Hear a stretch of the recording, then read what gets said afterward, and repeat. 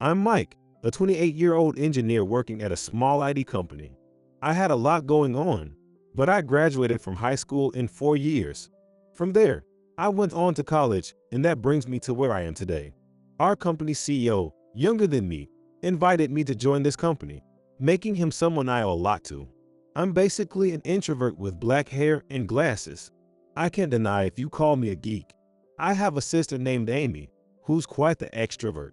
She works as a hairstylist and she shines brightly. Amy has always had many friends, and there were always people around her. As her brother, I felt both envy and pride. I think our relationship is pretty good. We still go out to eat together, and both of us live at our parents' house. And now, Amy is getting married. She told me and our parents and her fiancé will come over this weekend to meet us. We were all excited to meet the man Amy fell in love with. Then came the day Amy's fiancé arrived. We were happy but also nervous. Hello. The guy who came with Amy seemed like a fine young man. Nice to meet you. I'm Jake. Make yourself comfortable. He seemed serious and cheerful, and my parents liked him. We were all having tea when I noticed something odd. Jake talked well with my parents but avoided eye contact with me, ignoring my attempts to start a conversation. I thought he might just be nervous, so I didn't mind much. However, when I went to the convenience store as we ran low on drinks, Jake followed me. He stopped me, grinning, and started talking. So, you're an engineer, huh? Which company? I work at Ripple Systems. Jake, you're an engineer too, right? Hearing my company's name, Jake burst out laughing. He was wheezing, trying to catch a breath. Ripple Systems. That's like the weakest of the weak. I can't believe you'd proudly call yourself an engineer from such a company. The size of the company doesn't matter. I'm proud of my company. I'd be embarrassed to even mention my company's name if I were you. Oh man, hilarious. I was irritated but felt it was somewhat understandable. From the conversation earlier, I learned Jake works at a major company called Foreign Rose, Com. Compared to them, it's no surprise our company is seen as lesser. Jake looked at me judgmentally and said, Also, you're more of a geek than an engineer. Becoming family with a geek? No thanks. Sure, I'm black hair with glasses. I can pass off as a cat-shaped robot. I prefer comfort and function over fashion, leading to my current look.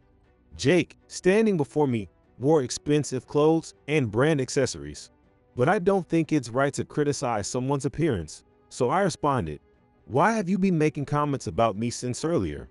When I asked Jake that, he came closer with a threatening look. Think you can talk to me like that? I need to teach you what happens when you anger me. I'm actually in a gang. I could easily get rid of you. Hearing that, I immediately thought of Amy.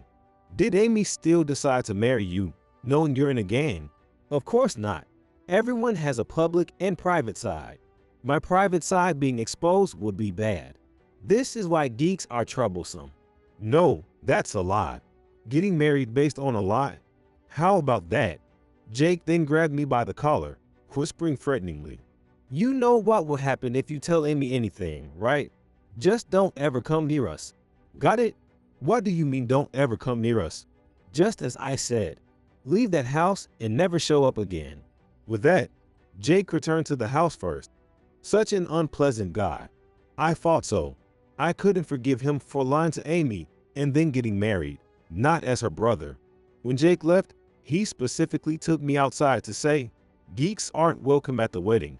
It'd be troublesome if someone like you showed up." I was really torn whether to tell Amy. Amy had been looking for a special person for a long time and finally got a boyfriend in Jake. Thinking of Amy's happiness, I wondered if I should just overlook Jake's lies.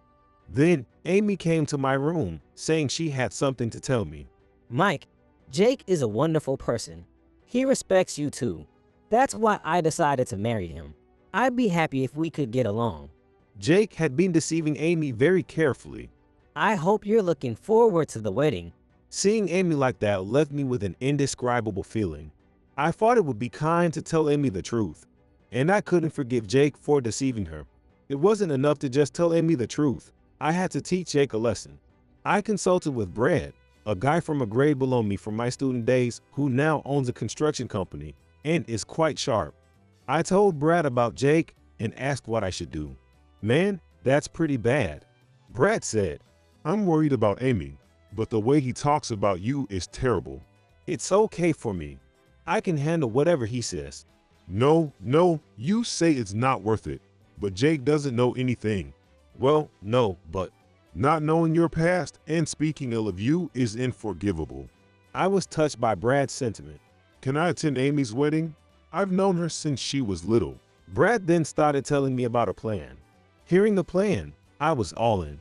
The best way to discipline Jake was this plan. We decided to expose Jake's true nature in our own way, and Brad started preparing to attend the wedding. Jake kept mocking me at my home, unseen by others. Decide where you're moving. Please move out ASAP. Geeks pollutes the air. He harassed me, wanting me gone quickly. Then my parents suddenly asked, Can't you get along with Jake? Jake said you were mean to him. You'll be brothers in the same industry. Try to get along.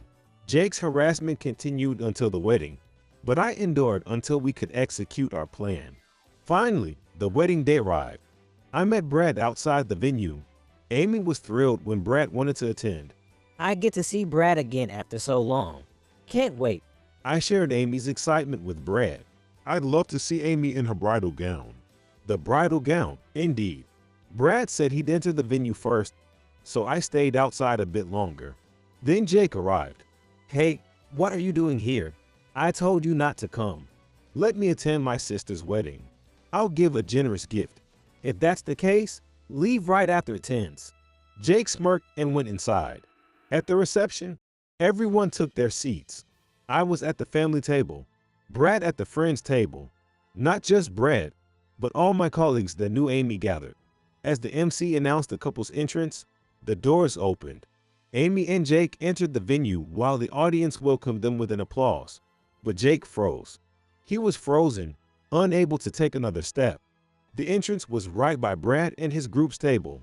Right at Brad's table sat a group with a tough look, slick back hair, and sharp suits. Amy, unaware, smiled and waved next to a terrified Jake. Of course, for Amy, these were the guys who doted on her since childhood. Amy, you look beautiful. Thanks, Brad. Jake watched in fear as the party started. The party finally begins. What's the deal, Amy? How do you know these guys? Jake asked, to which Amy answered with a smile. These are my brother's friends who've always looked after me. They protected me from bullies in school. I think of them like real brothers. Your brothers? Friends? Jake is looking towards me confused. Back then, my brother was the leader of the Boogeyman clan. My parents joined in, reminiscing about my wild past. He was such a handful back then. Always fighting, getting hurt, the police getting called on us. When he said he'd go to college, we were so relieved. Yes, we never thought he'd turn out this well. Though he was a troublemaker, he never did anything wrong. He always fought to protect his friends, a true leader. Amy's wedding turned into a trip down memory lane, moving my parents and her to tears. Meanwhile, Jake stood frozen, incredulous. That geek was the Boogeyman clan leader. Then Brad stood, facing Jake. Aren't you crybaby Brad? Remember me? The kid who threw rocks and then cried and apologized, only to be stripped by my guys. Turns out, Brad was not just a president of a construction company, but also the third-generation gang member. Diversifying beyond his gang activities, he blended into society. When I mentioned Jake to Brad, he said, That guy's no gang member. In the past, Jake threw stones at Brad's house and got caught by the gang members who came out. It seems he asked if he could join them. Of course, he wasn't allowed in, and was sent home in just his underwear. This became a humorous tale in Brad's household. Long time no see, Jake. How have you been? Brad's words left Jake trembling. You've been bad-mouthing our former leader, huh? The seated friends stood up in unison. Mike isn't someone a liar like you should be involved with. Brad, Jake, what did you say? Amy glared at Jake. He told Mike not to come to the wedding and to move out of the house. Threatened him by saying he was in a gang, trying to kick him out. Really? He said that? Amy looked furious. Jake was sweating buckets. Did you think you can marry me after speaking to my brother like that? No, It was supposed to be a joke. I had no idea about you being in a gang. Since when have you been saying that? Well, I mean, as a joke. Amy delivered a powerful slap to a stuttering Jake, who fell to the ground in a pathetic heap. Jake then borrowed the mic from the MC. Ladies and gentlemen, I apologize for turning this wedding into such chaos. But we couldn't let the bride marry this man as is. This man lied about being in a gang to threaten the bride's only brother. Her only brother, Mike, is working hard as a respectable engineer. He looked down on Mike's company for being small, and even told him not to come to the wedding. What do you think of this man? Brad's words stirred the crowd. Everyone frowned while looking at Jake. Jake's boss stood up and left the venue. Please make sure to take your wedding gifts back on your way out. Everyone went outside to collect their gifts. We asked Jake's family to wait in a side room where we'd explain the situation after. Thus, Jake was left standing alone in the venue filled with intimidating figures and our family. What's going on? You mocked my brother's company? Amy interrogated a silent Jake. Our parents also stepped in. Mike was indeed a handful, but he's our precious child. So, you're saying you look down on our treasures? Confronted by my parents, Jake suddenly lost it. What are you talking about? Bragging about being a gang leader. Don't get ahead of yourself. I'm only considering marrying you because you're cute. But having a brother in a gang is unimaginable. The whole family must be crazy to defend a son of a gang.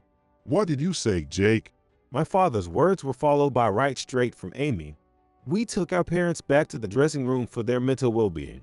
Amy glared down at Jake. It's fine by me if you think we're crazy. We all respect my brother. You have no right to belittle our brother. You have to. Amy, when angry, is far more intimidating than I could ever be. She grabbed Jake by the collar, getting up close. I refuse to marry someone like you. Jake began to panic. Wait, Amy, calling off the wedding now. Amy smiled sweetly at Jake's words. Right? You'll be in trouble if you can't get married. The president of Thorn Rose, Com, is a regular client of Amy.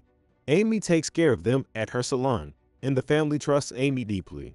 And if she were to be wronged, even the president wouldn't stay silent.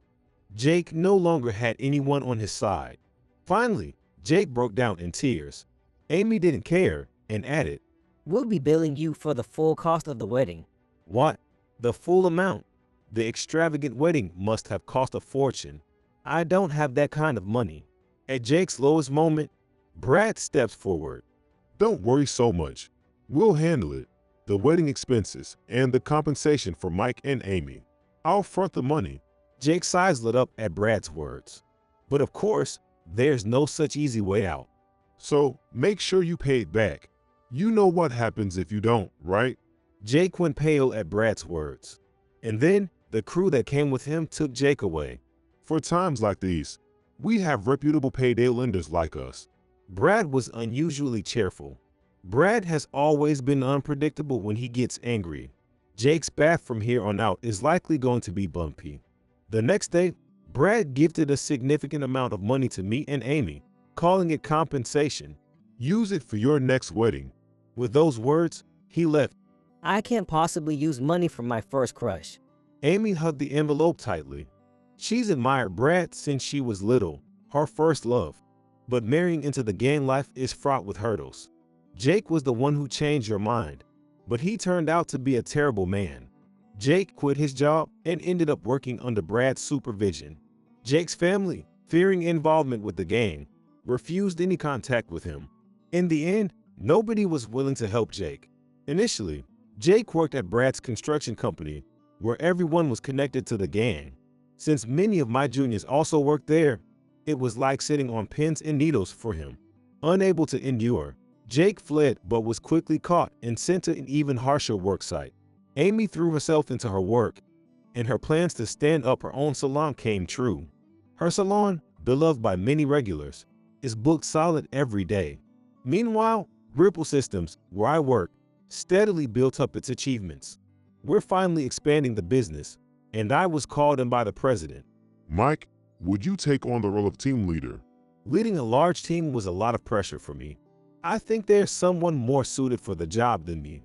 As I was about to decline, the president grasped my hand and said, You can do it, Mike. You who led the Boogeyman clan. That's why I'm asking you. Turns out, our president was also one of my juniors from my gang days. Now, my parents, Amy, and I live together as a happy family of 4.